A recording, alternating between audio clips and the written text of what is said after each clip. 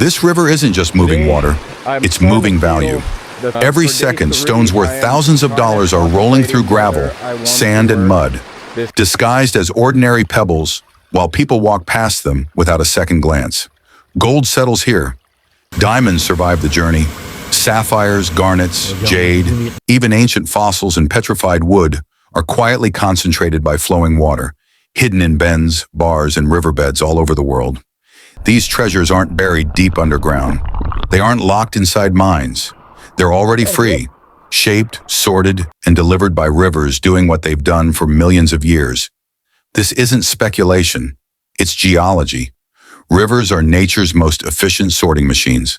They tear mountains apart, strip gemstones from their host rock, and wash away everything light and fragile. What's left behind isn't random. It's the hardest, heaviest, and most durable pieces of Earth's history.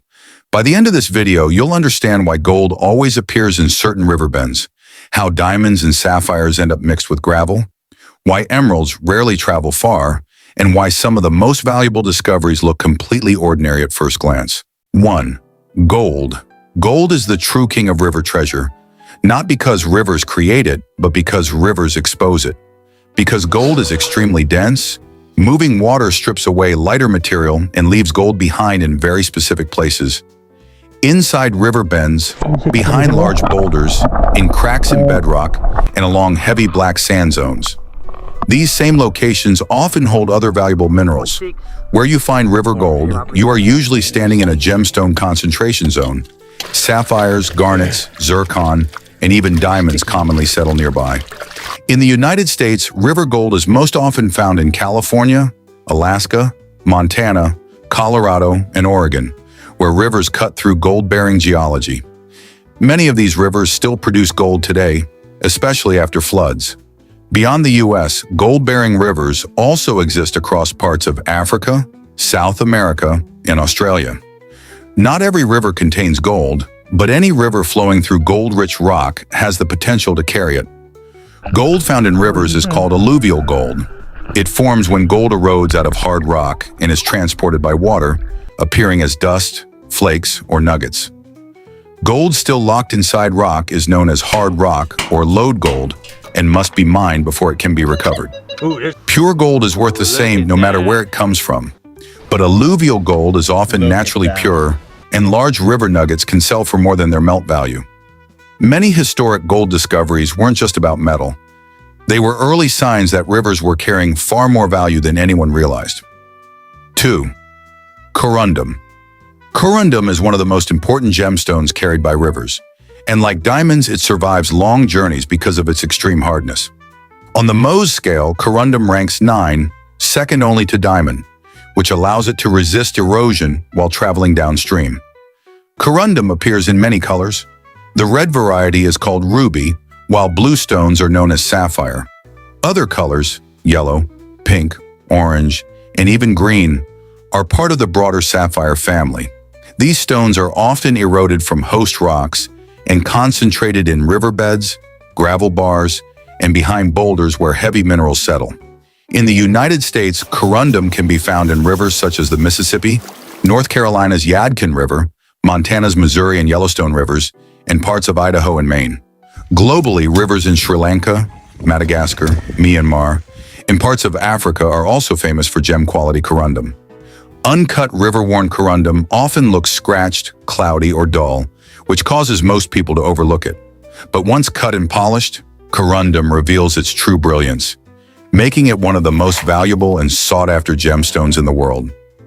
Like diamonds, river corundum may look ordinary at first, but its hardness, color, and rarity make it a hidden treasure that can be worth thousands of dollars per carat. 3. Diamonds are not born in rivers, but rivers are where many of them are found.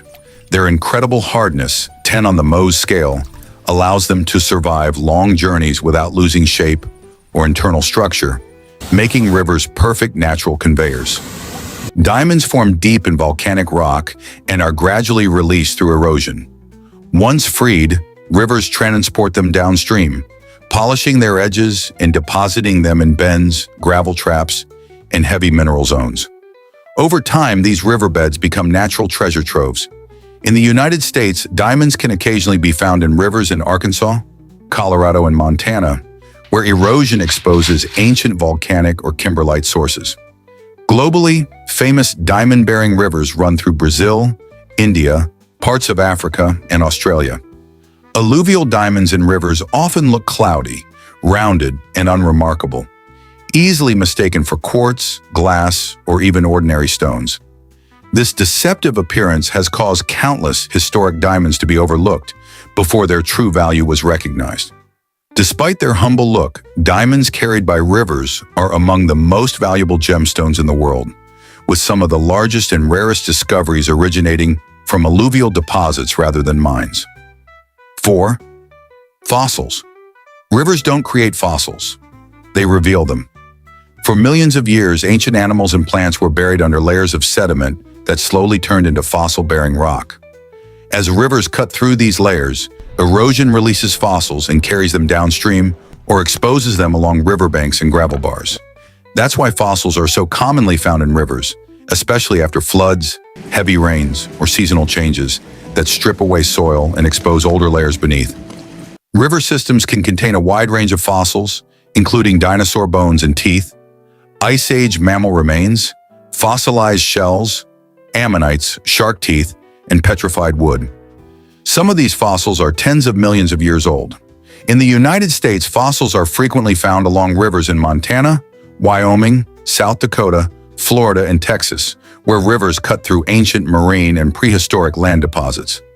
Globally, major fossil finds have come from river systems in parts of Africa, South America, and Asia. Most river fossils don't look impressive at first. They're heavy, dark, mineralized, and often mistaken for ordinary rocks. Many of the most important fossil discoveries were made by people who simply noticed that a stone looks slightly different from everything else around it. Some river fossils can be extremely valuable, especially rare or well-preserved specimens, while others hold enormous scientific importance even if they're never sold.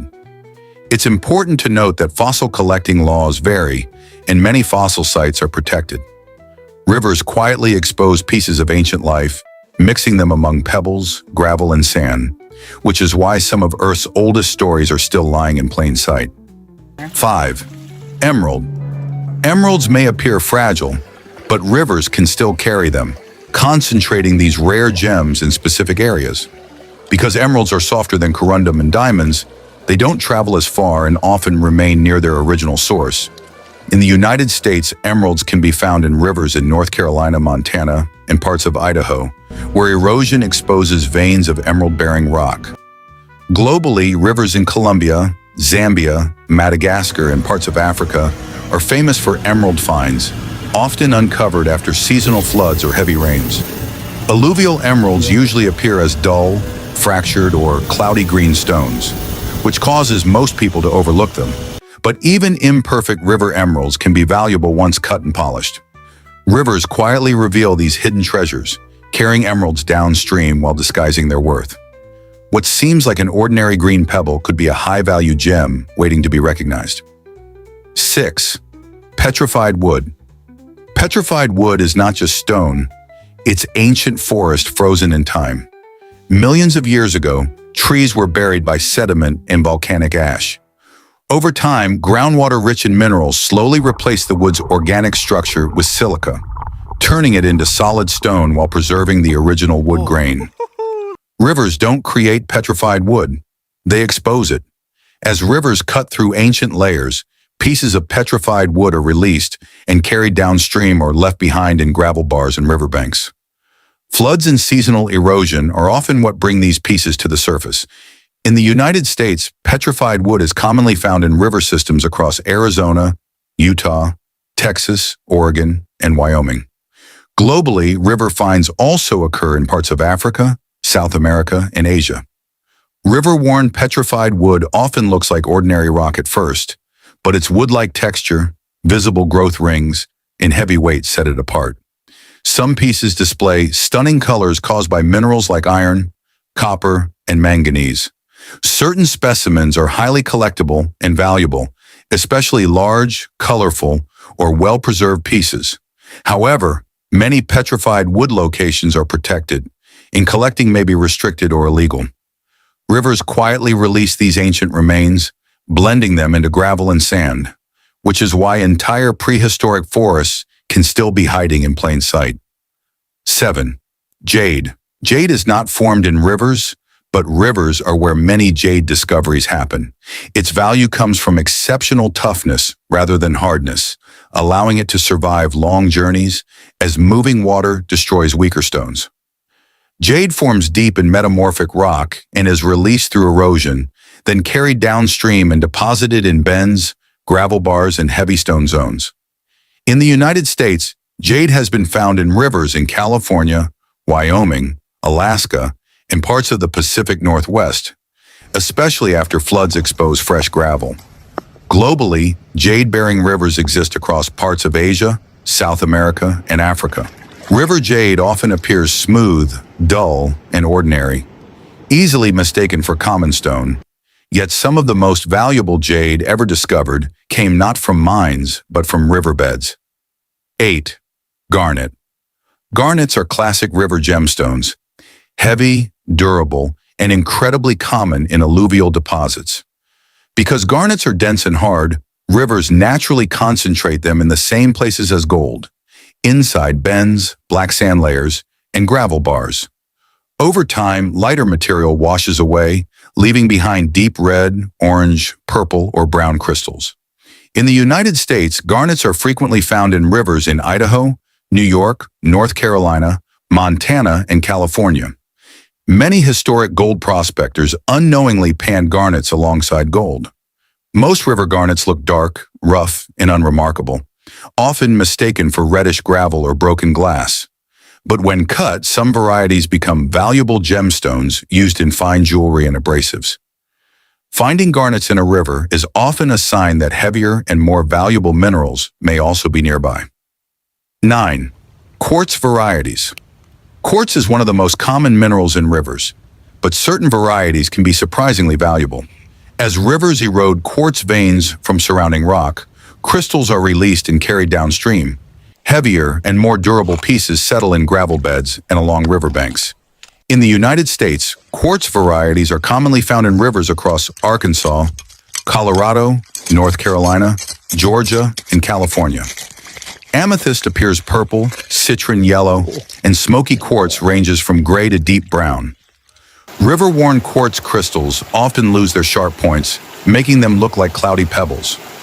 This causes many people to overlook them entirely.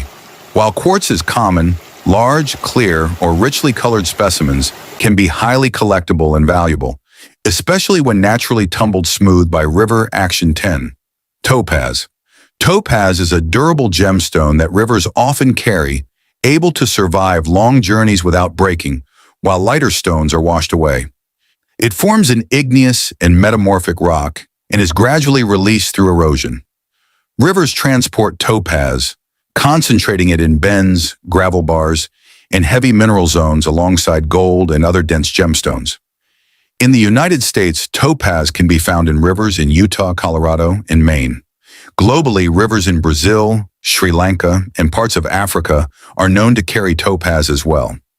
River-worn topaz often looks dull, small, or colorless at first glance, making it easy to overlook. Yet when cut and polished, its golden, pink, or blue hues reveal a highly valuable gemstone. What appears to be an ordinary pebble could actually be a piece of topaz, quietly carried and polished by the river over centuries. The next time you walk along a riverbank, a gravel bar, or even a dried-up riverbed, slow down and look more closely at the stones beneath your feet. What appears ordinary may have traveled hundreds of kilometers, shaped by pressure, time, and forces far older than human history. Every smooth pebble carries the memory of mountains that no longer exist and geological events that shaped the planet long before the first civilizations appeared. Rivers do not rush their work. They move patiently, endlessly sorting the Earth's hardest and most beautiful materials from everything else. While softer rocks are ground into sand and washed away, gemstones endure, hidden in gravel, tucked into cracks in bedrock, and carried downstream season after season. Most of them will never be noticed. They will remain unseen, silently moving with the current, waiting for the rare moment when someone stops and looks closer.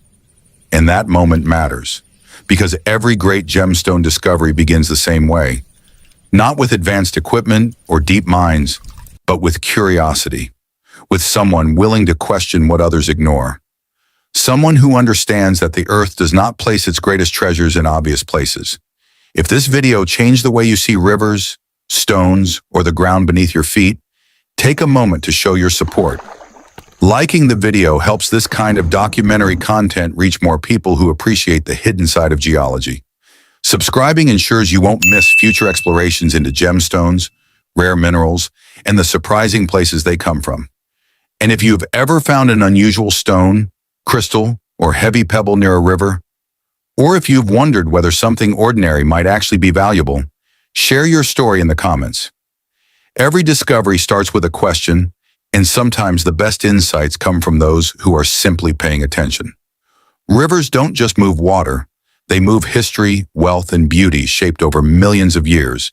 And somewhere just beyond what the eye easily sees, the next extraordinary discovery is already waiting, quietly resting beneath ordinary stones, ready for the person who knows to look.